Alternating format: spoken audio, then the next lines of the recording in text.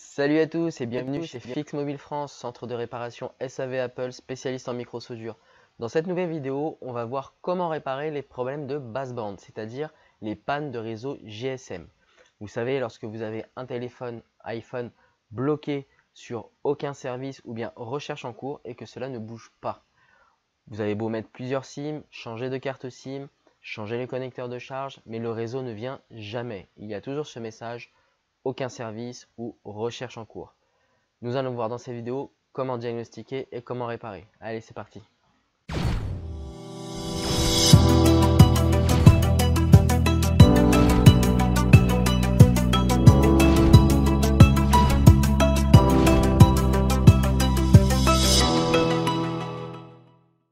Alors, nous avons ici un iPhone 6 qui ne capte plus le réseau. Lorsqu'on met une carte SIM, il reste bloqué ici sur le message aucun service. Vous voyez? On a beau retirer et mettre une carte SIM, il reste toujours bloqué sur aucun service et le réseau ne vient jamais. Comment diagnostiquer la panne? Comment savoir d'où vient la panne? Dans un premier temps, on va te faire un test simple, c'est-à-dire qu'on va ouvrir l'application Apple et on va faire étoile dièse 06 dièse. Et là, on s'aperçoit que le numéro IMEI n'apparaît pas. Normalement, si ça marche, vous avez une page noire qui apparaît avec au milieu en blanc votre numéro IMEI et la touche OK. Là, il n'y a rien. Lorsqu'on fait étoile dièse 06 dièse, il ne se passe absolument rien. En faisant étoile dièse 06 dièse, on interroge le baseband pour savoir le numéro IMEI. Sauf que là, il ne répond pas. On va faire un deuxième diagnostic, c'est-à-dire qu'on va aller dans Réglages. Ensuite, on va aller dans Général et Information. Et on va aller tout en bas jusqu'à IMEI, ici. On va voir s'il apparaît bien et on va regarder aussi Programme modem, programme du modem. Et on va voir si la version apparaît bien. Là, dans notre cas, on a les deux. On a IMEI et la version modem. Qu'est-ce que ça veut dire? Ça veut dire que tout simplement, le baseband CPU est bien alimenté, car on a bien la ligne baseband programme du modem, mais il ne répond pas. Qu'est-ce qu'on en conclut? On en conclut tout simplement que le baseband CPU est en panne. Il ne répond pas, il est peut-être mal connecté. Donc, on va aller voir tout de suite, en micro-soudure, qu'est-ce qui se passe. C'est parti. Voilà, une fois la carte mère démontée, on va venir retirer le cache ici, qui protège les composants du réseau. Ce qui nous intéresse, c'est la puce du baseband CPU. C'est cette puce-là qui est en panne, dans notre cas. On va la dessouder, la rebiller. On va faire deux petits jumpers sur les deux pattes qui posent problème. Et ensuite, on va ressouder tout ça. Je vais déjà, dans un premier temps, retirer le cache. Et je vais vous montrer sur les schémas qu'est-ce que je vais faire. Allez, c'est parti. Alors, pour ce faire, je vais placer ma carte mère sur un support. Voilà. Je vais la caler. Je vais venir prendre mon fer que je vais mettre au maximum. Voilà. Et avec une petite pince, je vais venir faire levier sur le bouclier pour le retirer. Allez, c'est parti.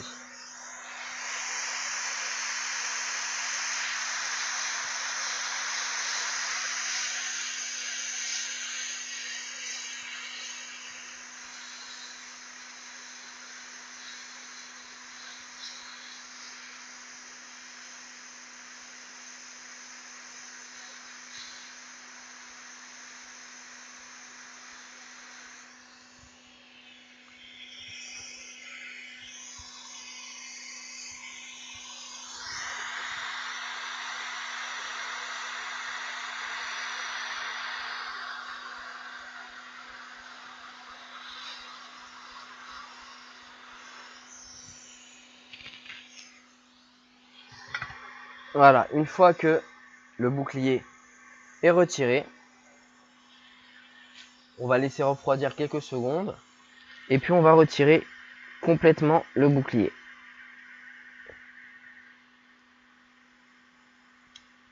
Voilà, vous voyez. Et on va passer sous microscope pour voir s'il n'y a pas eu de dégâts et s'il n'y a pas de billes qui traînent, etc. C'est parti. Alors, hop là.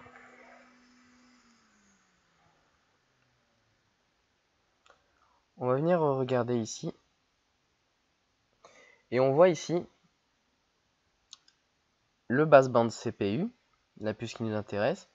Et tout ça ici, ce sont des composants réseau. C'est-à-dire il y a des composants qui vont gérer les basses fréquences, les hautes fréquences, etc., etc. Là, on voit que ces deux-là sont pas mal brunis. Hein. C'est-à-dire qu'ils ont beaucoup chauffé. C'est peut-être dû justement à un court-circuit ici ou à un court-circuit ici. On va tester déjà en retirant le baseband CPU. Et pour les deux autres, on verra s'il est nécessaire de les changer. Alors, je vais d'abord inspecter, voir si rien n'a bougé pendant la chauffe et si il n'y a pas de billes d'étain qui se baladent. Voilà. Là, je vais dézoomer un petit peu pour que vous voyez bien. Voilà. Alors, je fais un petit tour rapidement pour voir si rien n'a été chamboulé. Donc, a priori, tout est à sa place. J'ai ici, hop là, le connecteur batterie, vu que ça faisait pression ici, qui s'est un peu décollé. Mais bon, ça, c'est pas très grave, on le recollera après. Autrement, il n'y a pas de souci. Donc, on va s'attaquer à cette puce.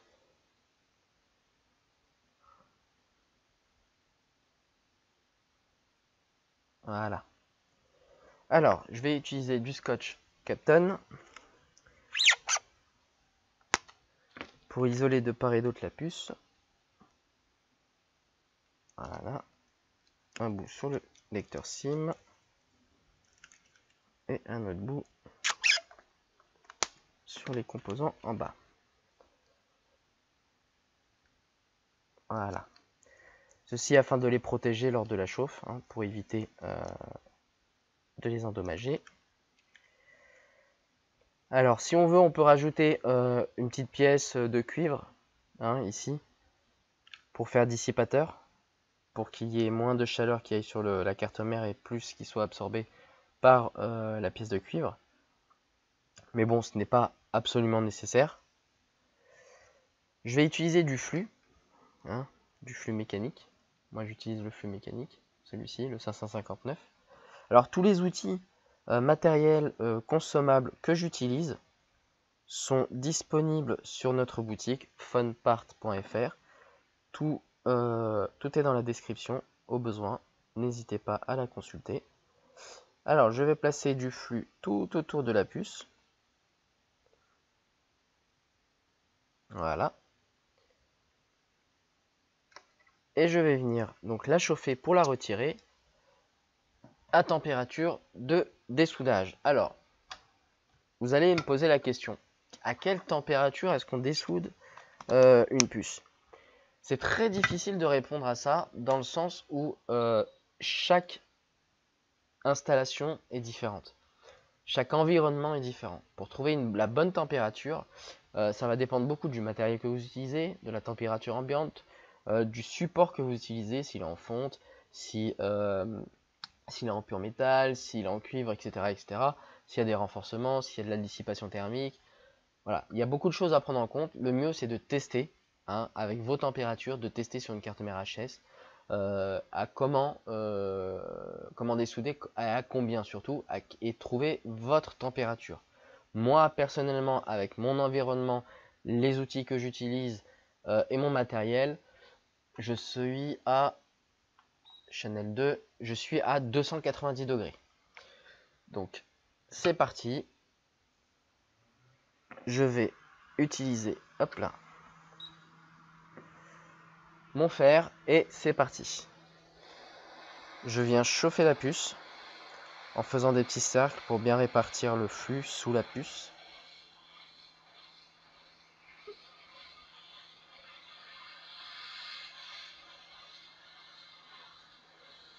Alors, il faut savoir que j'ai rajouté une pièce en cuivre, hein, donc il y a de la dissipation thermique.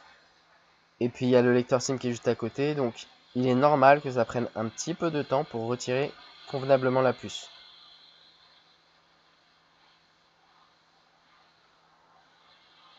Voilà, une fois que le flux est bien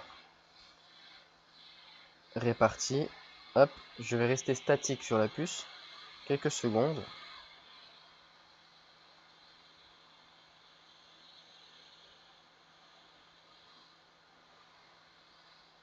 Alors je vais venir bouger la puce pour voir, de temps en temps, pour voir si elle bouge.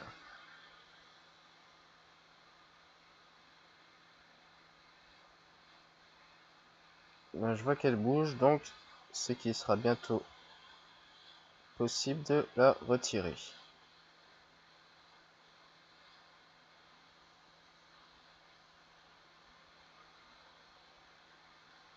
Et voilà, elle est en train de venir. Et voilà. Et là, vous voyez, j'ai un peu bougé, malheureusement. Ici, regardez, je vais vous montrer. Et j'ai bougé le gros composant là.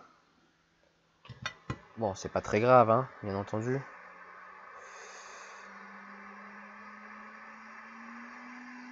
Ah, j'ai bougé celui-ci aussi. Donc je vais les replacer.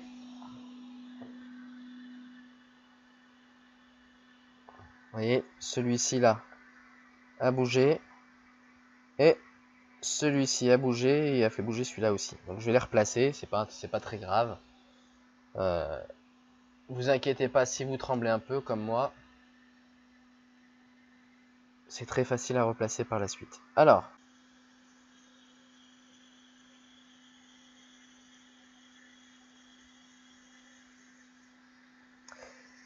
bien, une fois la puce retirée, on va hop là, mettre ça là.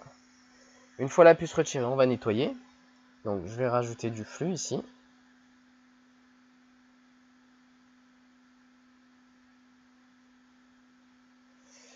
Et je vais venir nettoyer avec mon fer.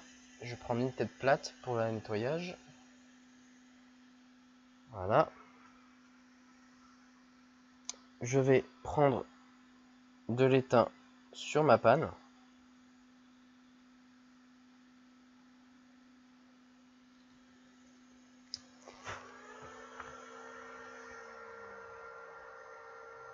Voilà. Et je vais venir racler tout ce qu'il y a. Alors j'essaie de pas trop insister longtemps sur le même endroit pour éviter d'arracher un pad. Hop là. Voilà.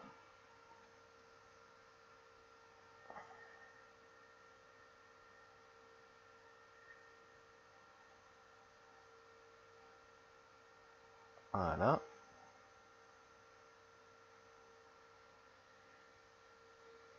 Voilà, donc ça me permet de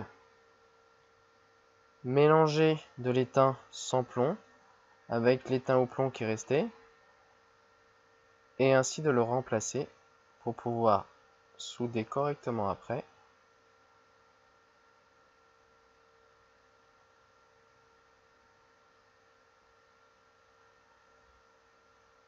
Et voilà.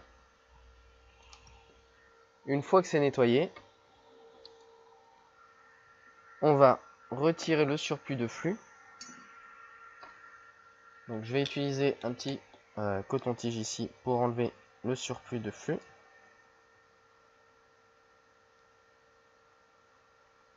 On va nettoyer un peu tout ça.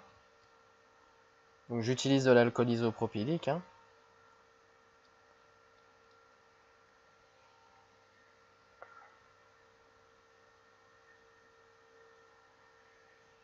Voilà. Je vais faire un nettoyage complet avec ma petite brosse à dents et de l'alcool. Pour avoir une meilleure visibilité.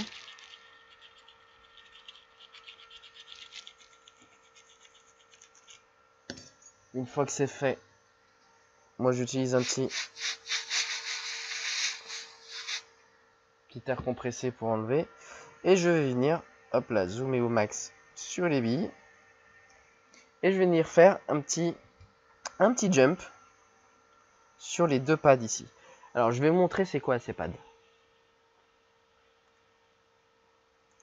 Ces pads, voilà, ici nous avons la carte mère et ici nous avons le baseband CPU qui s'appelle UBBRF. Ici vous avez deux points, U1 et V1 sur iPhone 6 qui correspondent à BBGPS 5 synchro et RFFE data. Ces deux points là sont très importants pour avoir le réseau GSM. Alors ce qu'on va faire nous, c'est que je vais gratter ici et là. Je vais gratter les deux pistes pour pouvoir mettre un fil partant d'ici jusque là. D'ici jusque là. Pourquoi? Parce que ces deux points sont très fragiles sur cette carte mère. Ici, à la jonction, ici, très souvent ici, ça casse. Et donc, le point ici ne fait plus contact avec le circuit ici. C'est pour ça qu'on va mettre un fil qui part de là jusque là et pareil ici. Comme ça, le fil sera toujours en contact avec la carte mère et avec la puce.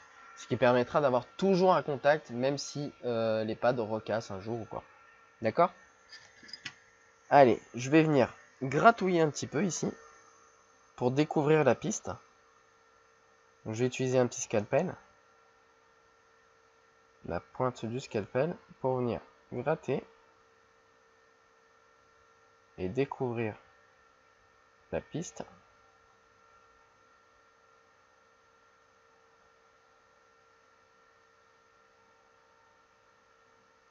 Voilà. Et je vais faire la même chose à côté. On fait ça sur les deux circuits, c'est très important. Il faut que ce soit sur les deux. Un seul ne suffit pas.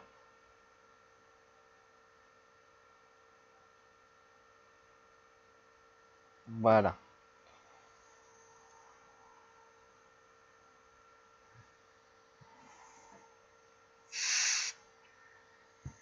Alors, c'est un peu crado encore. Je vais nettoyer avec une sèche.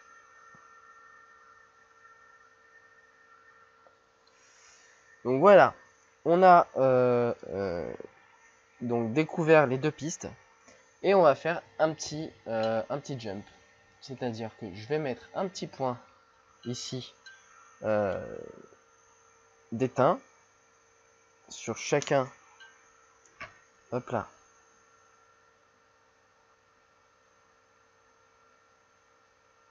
Chacun des circuits. Deux bons petits points d'éteint. Voilà. Et je vais venir y souder deux petits fils. Alors, je peux utiliser du fil 100% cuivre ou du fil pré-étamé. Les deux sont très bien. Le 100% cuivre, c'est bien pour les longs jumpers pour éviter de faire des connexions. Pour des petits jumpers comme ça, vous pouvez utiliser un pré-étamé. C'est plus rapide, c'est plus simple. Et celui-ci est beaucoup plus fin. Alors, je vais utiliser celui-ci, pardon. Allez, par contre, il va falloir le trouver maintenant.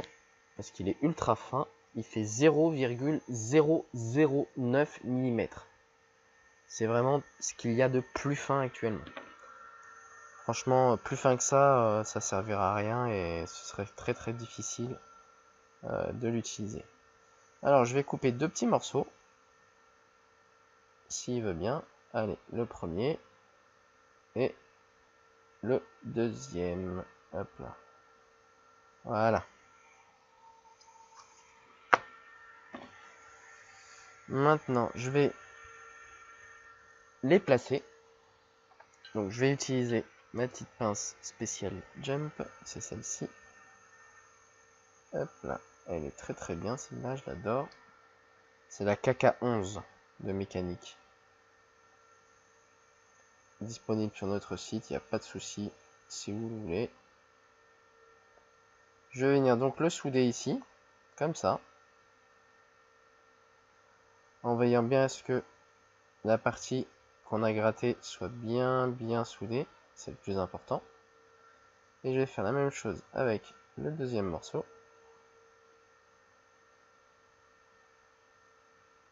Voilà.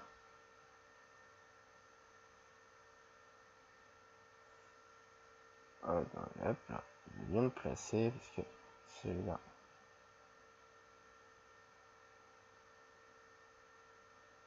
Voilà. Voilà. Celui-là est récalcitrant. C'est bon. Et voilà, nos deux fils sont soudés. Maintenant, on va nettoyer tout ça pour avoir un visuel.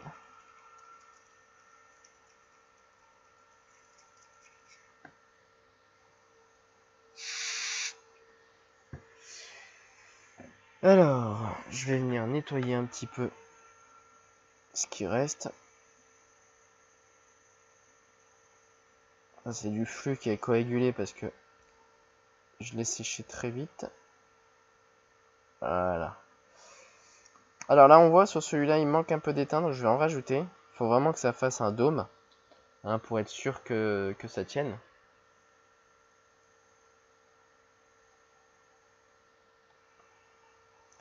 Donc je vais venir, hop là, prendre un petit bout ici.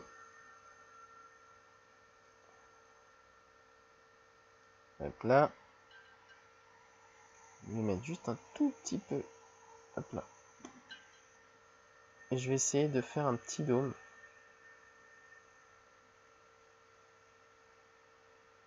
Voilà. Ça, c'est un beau dôme. Je vais faire la même chose ici.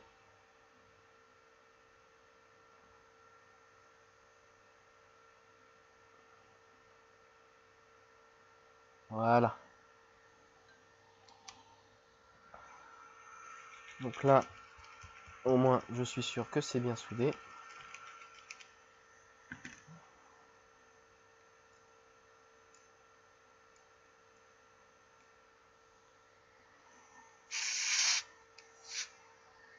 Vous voyez, ça fait deux petites boules ici. Comme ça, on est sûr que c'est bien soudé. Je vais venir découper le surplus.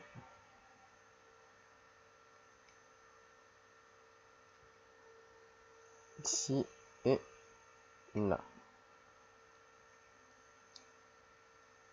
Et voilà, on a nos jumpers qui sont faits.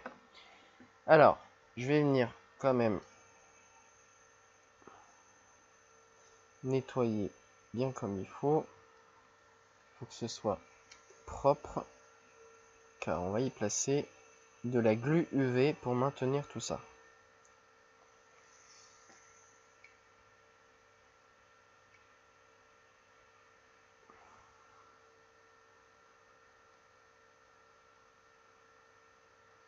Voilà. Je vais prendre ma glu UV et je vais mettre deux petits points pour isoler ça. Autrement, lorsqu'on va replacer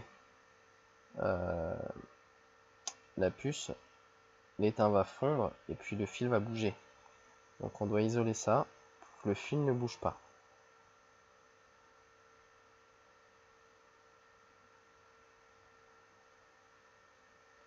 Et voilà. Alors une fois que c'est fait, je vais la mettre sous lampe UV et en attendant, on va rebiller le bassband. Allez, la lampe UV. Je vais poser ça là. Hop. Et on va s'occuper de rebiller le bassband. Alors le bassband, il est là.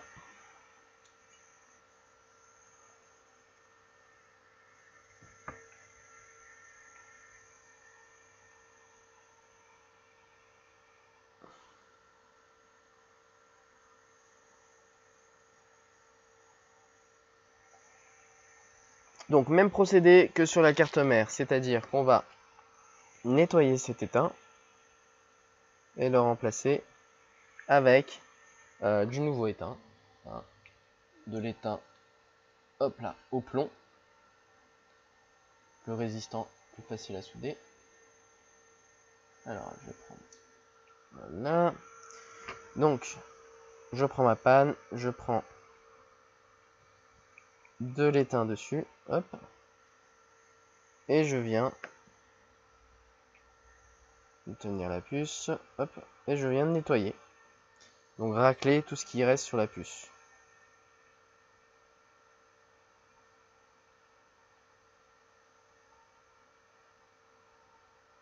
Voilà.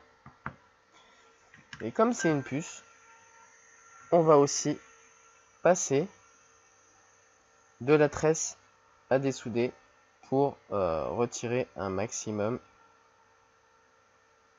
d'étain.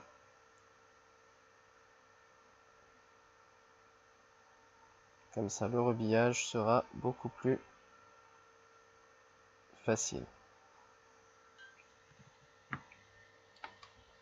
Et voilà. Ensuite, on va nettoyer la puce. Donc, toujours avec de l'alcool isopropylique. Hein. Et puis, une brosse à dents, c'est très bien. Moi, je préfère utiliser ce produit, le Cleanster IPA+. Pourquoi? Parce que sa brosse, en fait, elle est mieux pour nettoyer. Et surtout, en fait, les saletés que vous nettoyez, vous voyez, elle est déjà plus brillante. Les saletés que vous nettoyez ne restent pas dans les fibres ici. Tandis que la brosse à dents, ben, ça reste. Hein. Vous voyez, après vous retrouvez avec une brosse à dents toute noire au final. Donc vous devez la changer. Mais bon, l'un ou l'autre, c'est le même boulot. Allez, on va sécher tout ça. Hop là, je vais essayer de cadrer ça.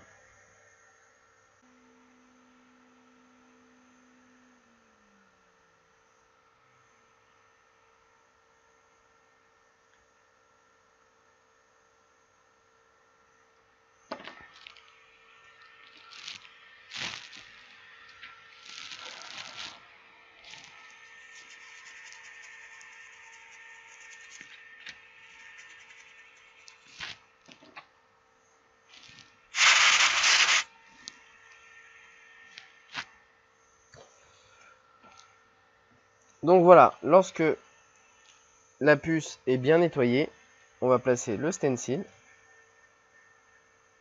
On va venir placer notre stencil. Essayer de le nettoyer avant. S'il est sale.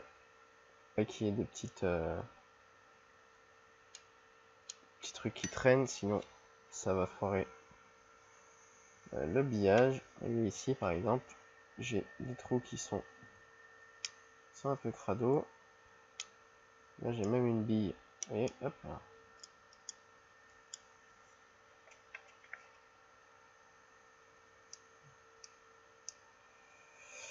Voilà, donc une fois que vous avez nettoyé votre stencil, vous allez poser de façon à bien aligner tous les trous. Une fois que vous êtes bien aligné,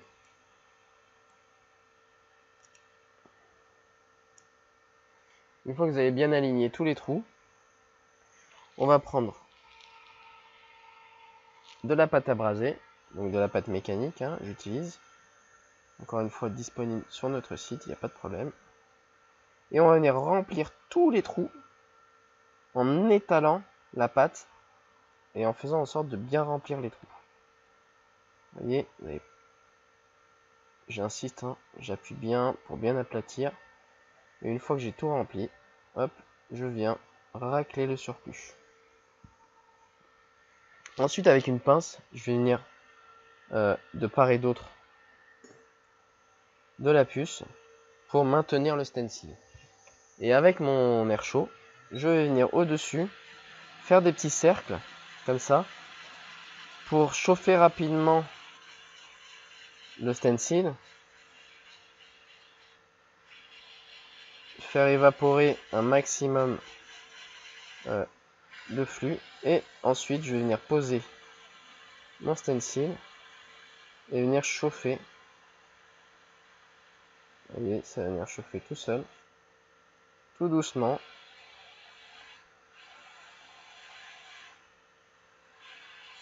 Tout doucement.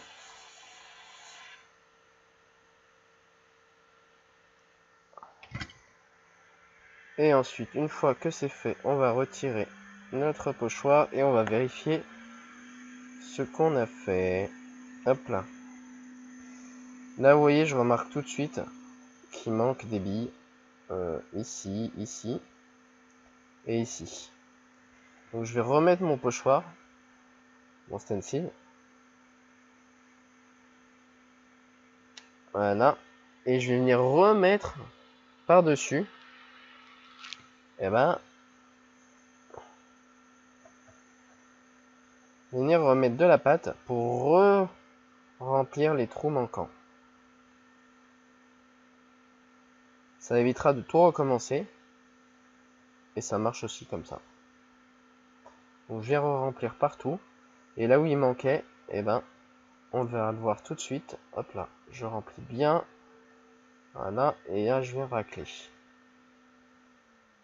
Et là on constate qu'il y a pas mal de trous hein, qui se sont remplis. Ensuite je vais venir, hop là, recaler le stencil et venir chauffer rapidement les petits cercles pour faire évaporer le flux. Voilà. Et je vais venir, hop là, m'approcher tout doucement. Tout doucement. Tout doucement.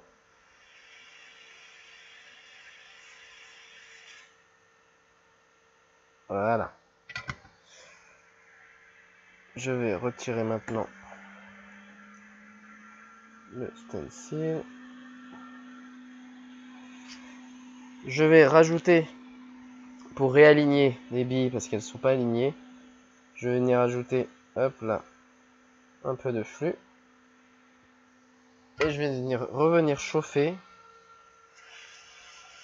délicatement pour que les billes s'alignent. Je les fais refondre pour qu'elles s'alignent. Voilà, là toutes mes billes sont alignées. Je vérifie qu'il n'en manque pas. Donc là je vois que mon stencil est rebillé correctement. Il ne manque aucune bille. En tout cas je vois pas qu'il en manque. Je vais venir nettoyer.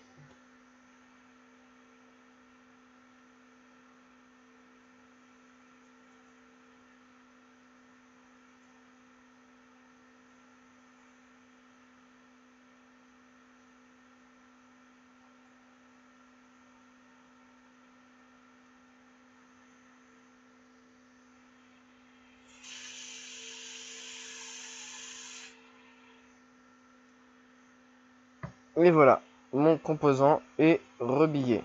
Donc je vérifie bien partout qu'il y a toutes les billes, qu'il n'en manque aucune. Ça a l'air d'être ok. Alors, on va récupérer notre carte mère avec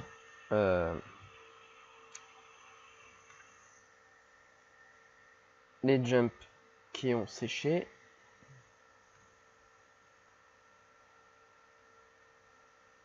Voilà. Je vais juste vérifier ici. Il y a un peu de glu sur les pads. Donc je vais venir gratouiller un petit peu. Sinon ils prendront pas. Voilà. Voilà. Et maintenant, je vais venir. Je vois qu'ici, j'ai fait un petit pont entre les deux composants. Je vais venir l'enlever rapidement, comme ça, c'est fait.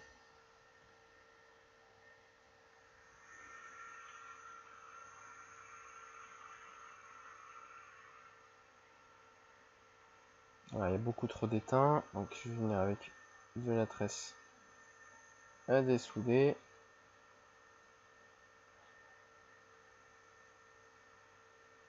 Hop là.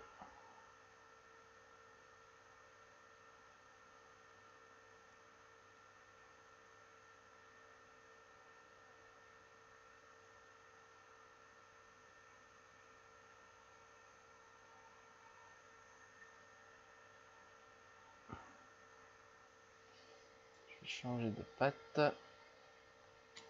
Là.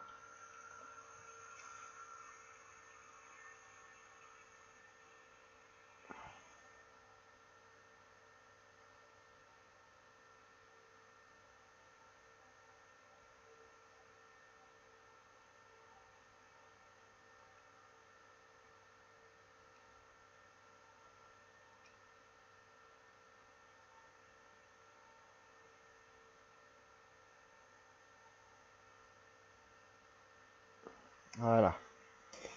Normalement, ça se colle plus. Même si je pense que les deux sont sur le même circuit.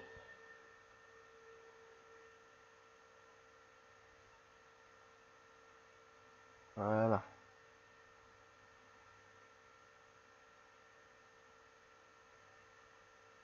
Et il ne se colle plus.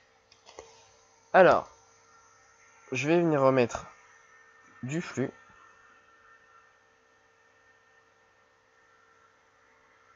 Je vais l'étaler un peu partout.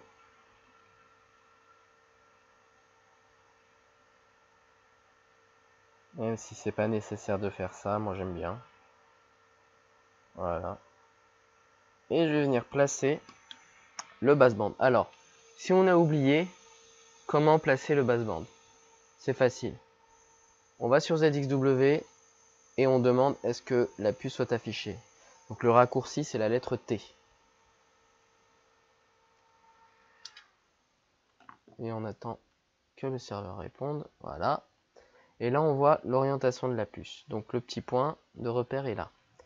Donc je vais placer la puce en fonction de ce point de repère. Allez, c'est parti. Hop. Donc je vais placer la puce. Hop là. Et on avait dit le point de repère, il est en haut à gauche. Alors, où est mon point de repère là-dessus? Il est là. Donc normalement, voilà. La puce se met dans ce sens. Donc je vais la placer correctement. Voilà. Et je vais venir la ressouder.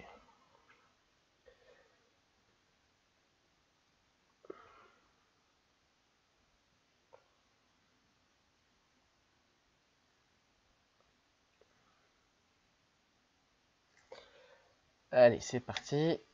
Donc je vais utiliser une grosse buse parce que c'est une grosse puce. Hop là. Ça permettra de la ressouder plus facilement. Donc à température de dessoudage. Attention, hein, restez pas trop longtemps parce que maintenant les billes sont au plomb. Donc ça fondra beaucoup plus rapidement. Allez, c'est parti. Je fais des petits cercles pour que le flux en dessous soit bien réparti.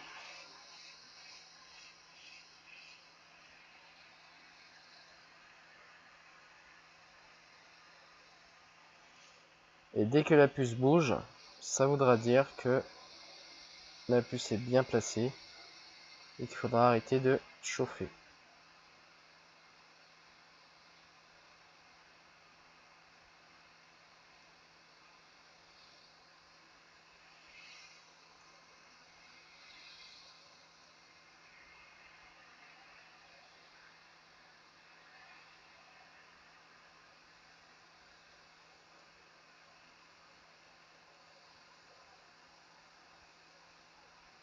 Donc là, elle a bougé, mais elle n'est pas encore bien placée. Je vois qu'elle est encore un peu à travers. Donc je vais attendre qu'elle bouge encore.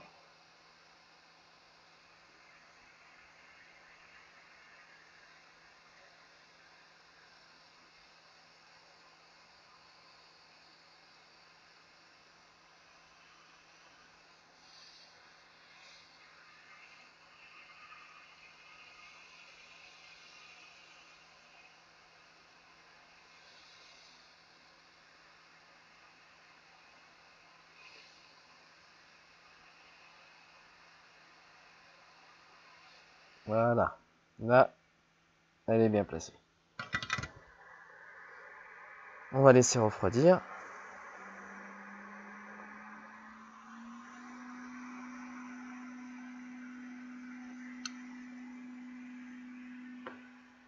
Et ensuite, on va venir nettoyer.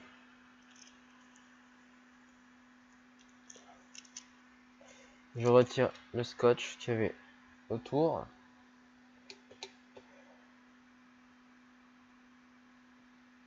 Et je vais venir nettoyer tout ça.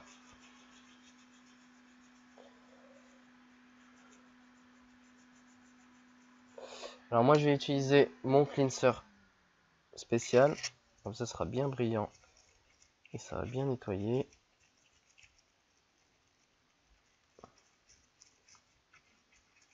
Et je viens nettoyer partout, que le flux hein, il bouge, hein, bien entendu, il reste pas toujours sur place. Donc moi j'aime bien insister sur le nettoyage, parce que j'aime bien quand c'est propre, quand c'est bien propre, qu'il n'y ait pas de trace du passage du technicien. Voilà. Je vais venir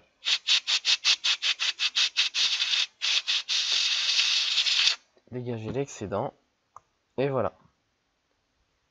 C'est tout propre. Maintenant, il n'y a plus qu'à tester. Donc, je retire la carte mère du support. Je vais la mettre dans son châssis. Donc, je remets bien l'antenne là. Hein. Sans ça, il n'y aura toujours pas de réseau.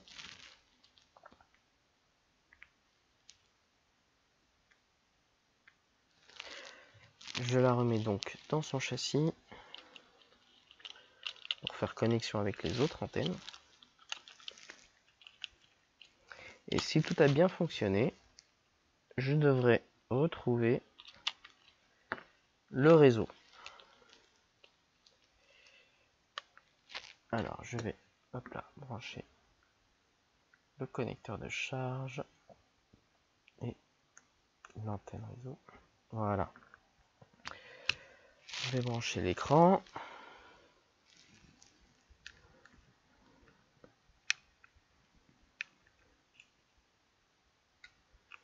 Et enfin, je branche la batterie. Alors je fais ça hein, pour tester hein, avant d'aller plus loin. Donc j'allume le téléphone. Ensuite, on va tester.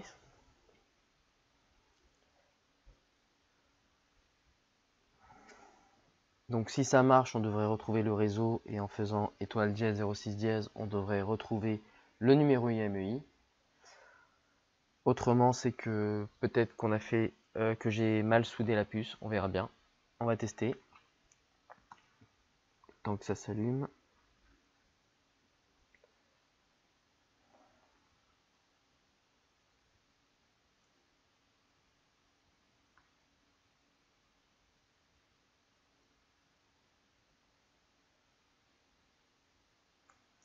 Alors, donc c'est bon, le téléphone s'est allumé. Je vais insérer une carte SIM. Et on va voir si... Donc là, il est encore en... Ah, le réseau est revenu. Vous voyez ici? On voit orange. Donc, on va faire étoile dièse 06 dièse. Étoile dièse 06 dièse. Le numéro IMEI réapparaît.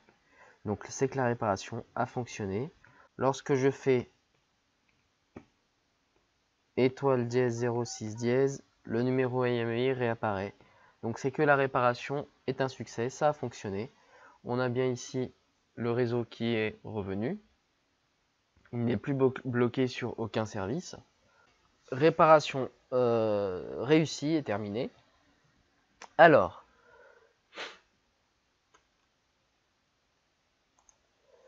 voilà, donc on retrouve le réseau, on retrouve le numéro IMEI lorsqu'on fait la demande. Ça veut dire que la réparation a bien fonctionné. Maintenant, à voir si dans le temps ça tient. Normalement, oui, étant donné qu'on a mis les petits fils. On a fait les deux petits jumps. Si on ne l'avait pas fait, il est possible que ça ne tienne pas. Dans le sens où généralement ces pads se cassent suite à un choc. On fait souvent tomber son téléphone, il suffirait juste d'un autre choc et ça recasse. Mais bon, là, avec les fils, ça devrait tenir. J'espère que ça vous a plu, j'espère que ça a été utile et instructif. N'hésitez pas à laisser un pouce bleu pour dire que vous avez aimé la vidéo. Si c'est pas le cas, bon bah laissez un pouce rouge, mais j'espère pas. Dites-moi dans les commentaires si vous avez compris, pas compris, si vous voulez voir d'autres choses, etc. Je vous dis à bientôt. Ciao. J'espère que la vidéo vous a plu. N'hésitez pas à vous abonner si ce n'est pas déjà fait. Vous pouvez me suivre sur tous les réseaux sociaux, Snapchat, Instagram, Facebook, pour avoir toute l'actualité, nos promotions et les réparations en live. À bientôt.